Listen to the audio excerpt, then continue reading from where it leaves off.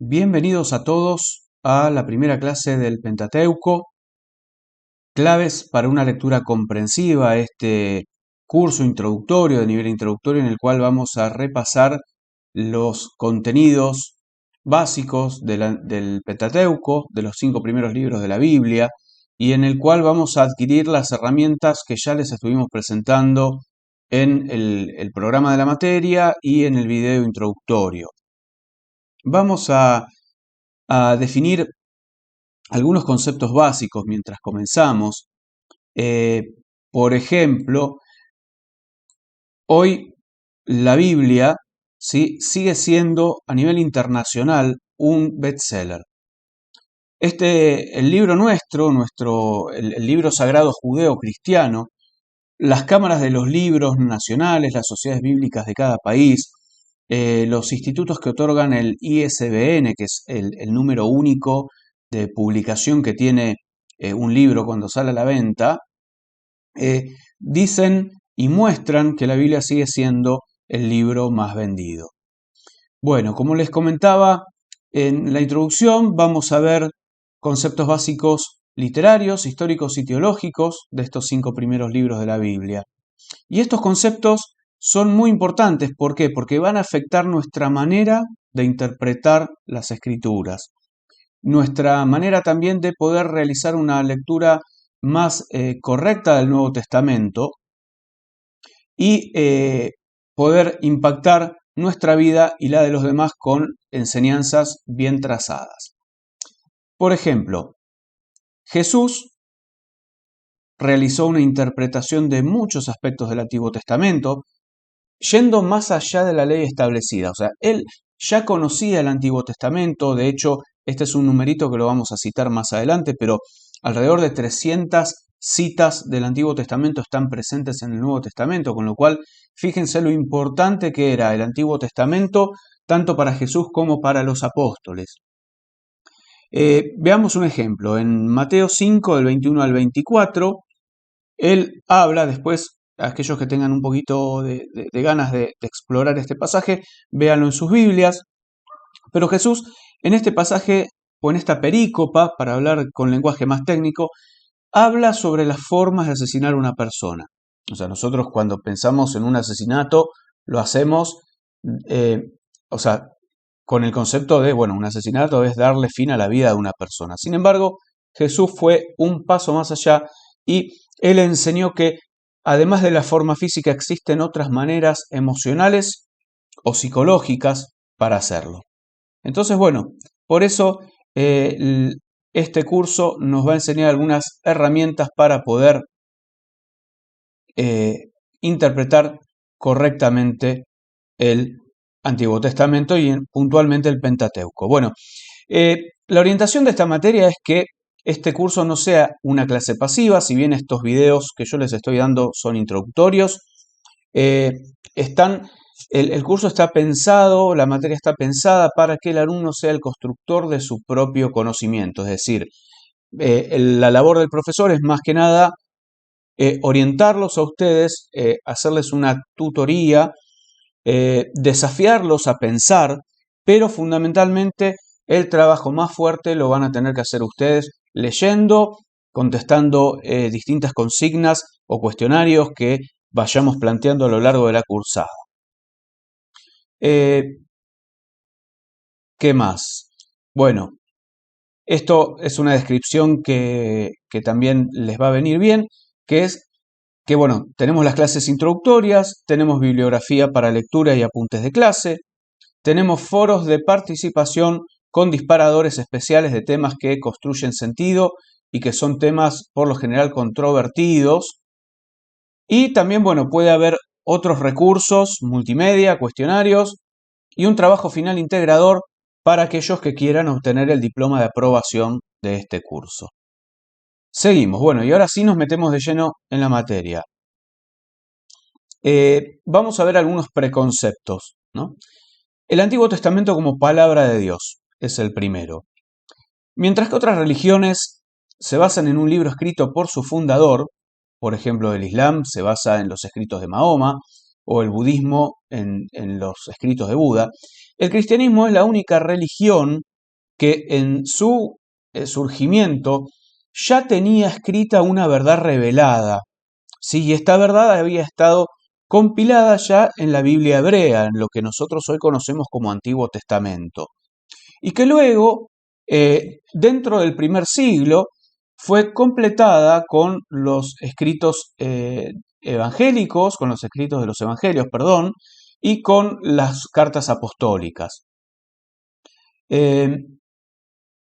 Entonces, vemos que la revelación tuvo distintos momentos a lo largo de la constitución del Antiguo Testamento y después del Nuevo, y estos momentos han sido momentos de revelación, de inspiración, de transmisión y de conservación. Revelación, ¿por qué? Porque Dios se reveló al hombre, lo inspiró para que transmita sus palabras y las registre, y también después el hombre se ocupó de conservarlas y trasladarlas a próximas generaciones.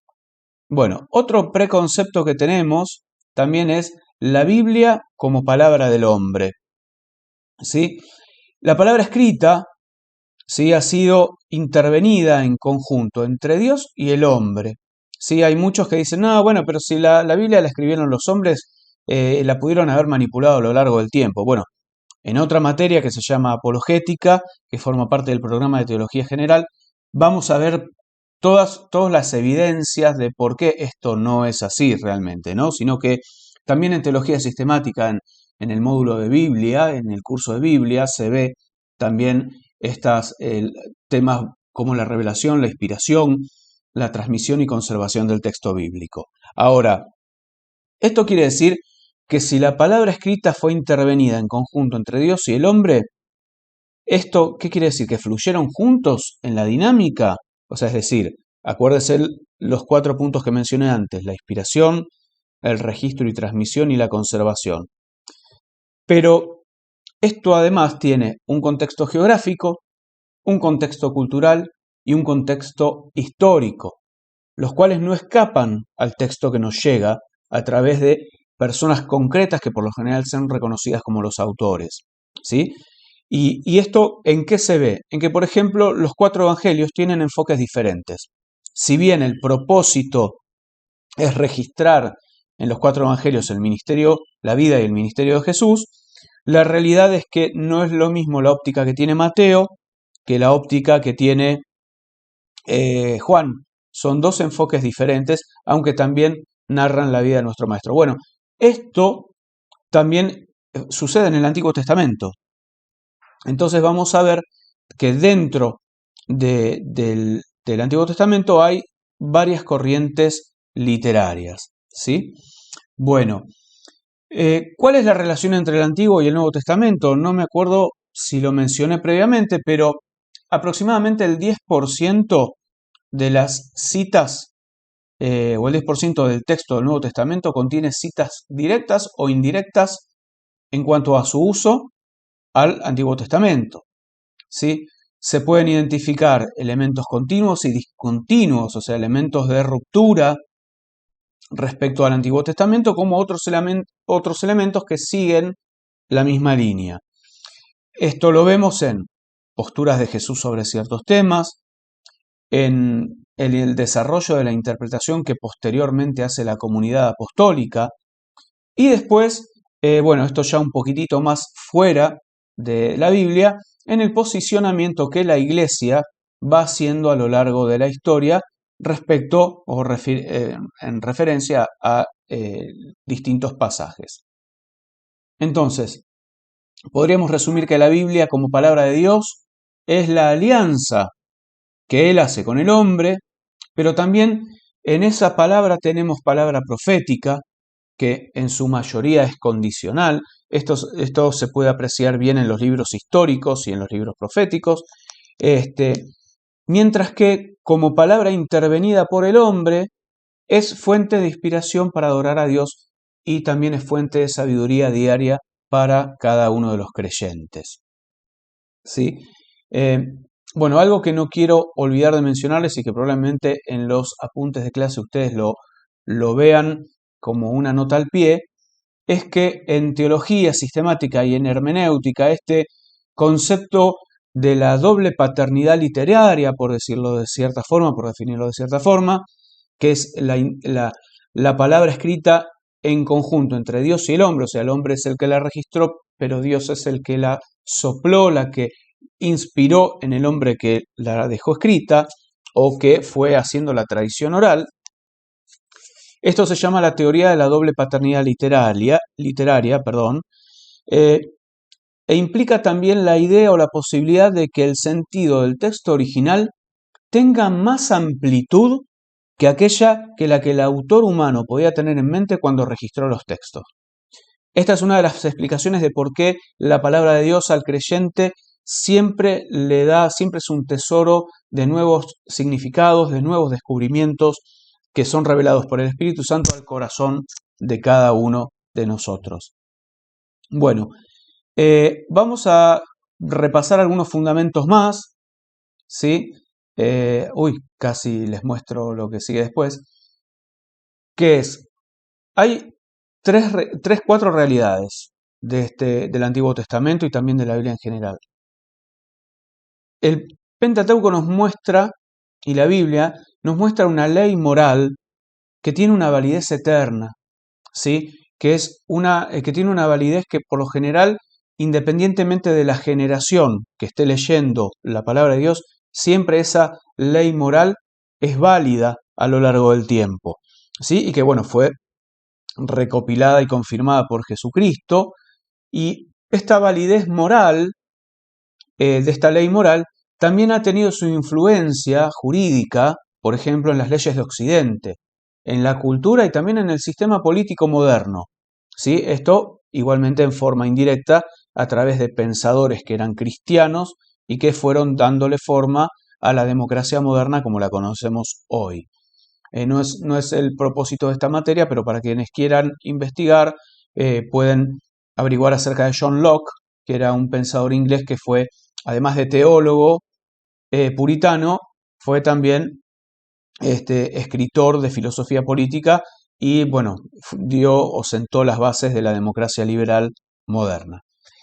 Bueno, el segundo punto es que también el Antiguo Testamento, y en especial el Pentateuco, nos muestra una ley cúltica y ceremonial. Pero estas leyes tienen hoy una carencia de validez literal para el cristianismo, ¿sí? Si bien hay una validez simbólica que nos muestra y nos va revelando lo que va a venir en el Nuevo Testamento, en algunos casos, de todas maneras, esa validez la tenemos que tomar como símbolos para poder interpretarlos correctamente en el Antiguo Testamento. No lo tenemos que tomar de forma literal porque ahí sí, nos volvemos legalistas y arruinamos la vida espiritual de los creyentes y de las iglesias.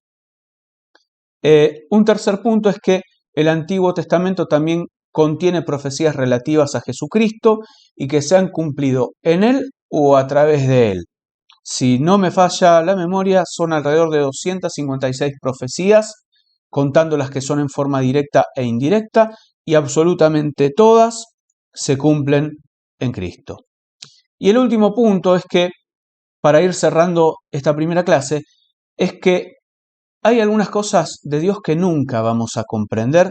¿Por qué? Porque nuestro Dios es infinito y conocerlo a Él también nos va a llevar toda la eternidad. Por más profundo que sea nuestro estudio, ¿sí? Sin embargo, esto no implica que debamos abandonar el estudio de la Biblia, sino que tenemos que tener una actitud de profundizar permanentemente en ella y en el conocimiento de sus enseñanzas, ¿sí? Y para esto tenemos que tener en cuenta también que hay una distancia temporal que muchas veces hay que salvarla mediante el estudio, ¿sí? Entre la época bíblica y la época actual, como vemos en este gráfico, hay un tiempo aproximado de 40 siglos. Entonces, cuando nosotros leemos historias del Génesis o historias del Éxodo, tenemos que tener en cuenta que estamos alrededor de 37 a 35 siglos atrás en la historia. Entonces, para poder interpretar correctamente esas lecturas, nosotros tenemos que trazar un puente de comprensión entre la época bíblica y la época actual.